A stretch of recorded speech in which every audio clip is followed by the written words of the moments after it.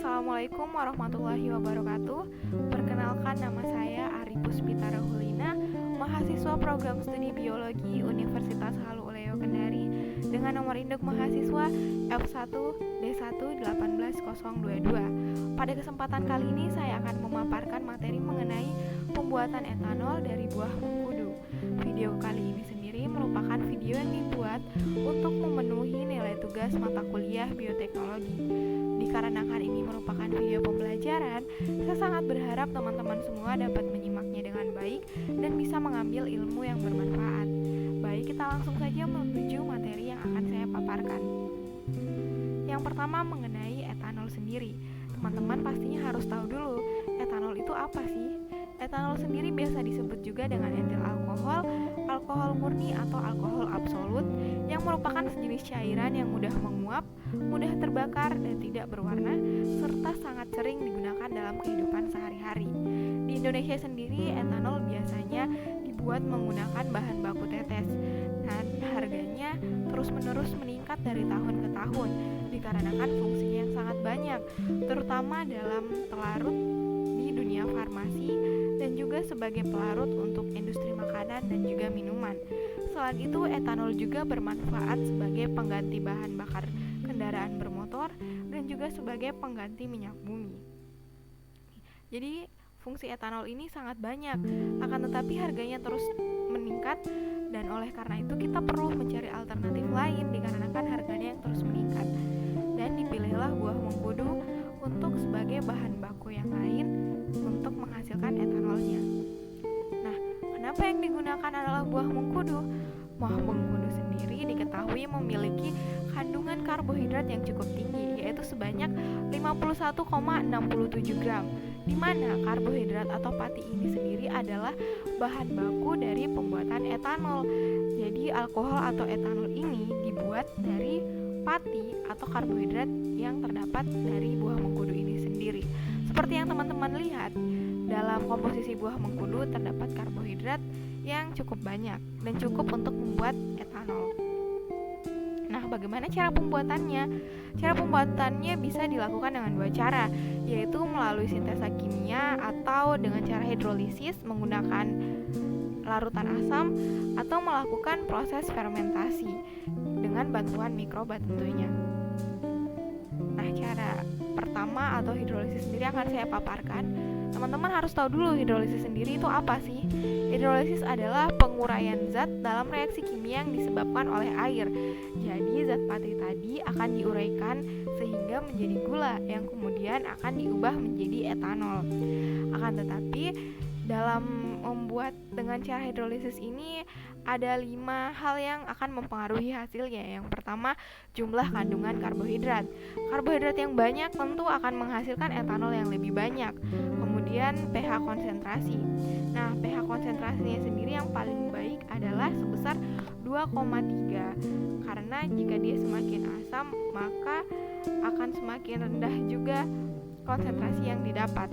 Kemudian waktu hidrolisis yang dibutuhkan paling baik adalah selama 60 menit dengan suhu yang tidak terlalu panas, yaitu sekitar 60 derajat Celcius. Kemudian yang paling berpengaruh juga adalah katalisator, yaitu larutan asam tadi, seperti bisa menggunakan HCl, H2SO4 atau H2SO3. Larutan asam yang baik akan bisa menghidrolisis pati menjadi gula dengan lebih baik pula. Selanjutnya yaitu dengan cara kedua, fermentasi. Fermentasi sendiri dilakukan dengan memanfaatkan aktivitas mikroba. Cara fermentasi ini juga umum digunakan dalam pembuatan tape atau tempe.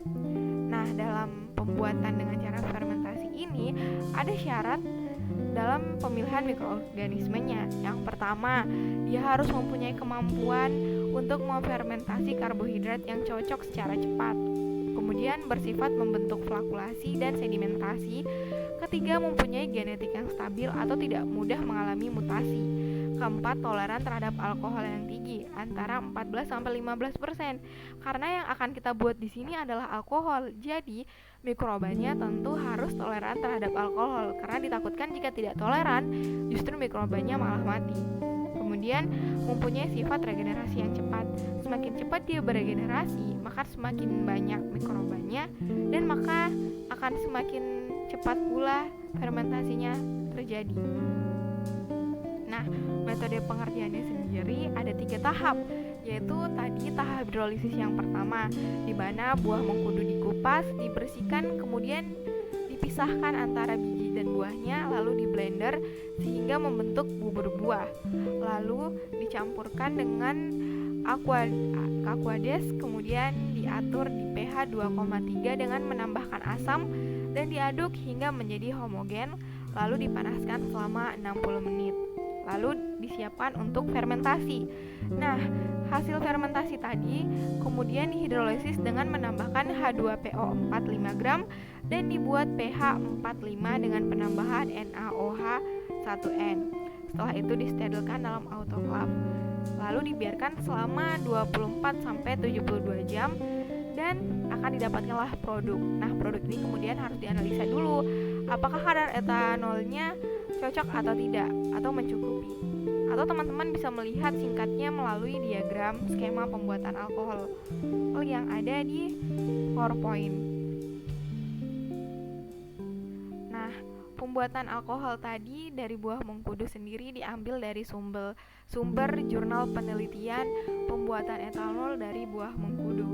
Nah, teman-teman, dengan adanya pemanfaatan pembuatan etanol dari buah mengkudu sendiri ini diharapkan dapat menjadi alternatif lain dikarenakan harga etanol yang terus meningkat dari tahun ke tahun. Selain itu, etanol sendiri merupakan salah satu produk hasil dari bioteknologi. Semoga ilmu yang didapatkan bisa bermanfaat. Saya ucapkan terima kasih yang sebesar-besarnya kepada teman-teman yang telah menonton video ini dan menyimak hingga akhir. Saya ucapkan terima kasih juga kepada dosen saya yang telah memberikan tugas video pembelajaran ini. Semoga ilmunya bermanfaat, dan apabila ilmu yang saya berikan kurang baik atau memiliki banyak kekurangan, saya minta maaf yang sebesar-besarnya karena saya juga masih dalam proses belajar. Sekali lagi saya ucapkan terima kasih banyak. Wassalamualaikum warahmatullahi wabarakatuh.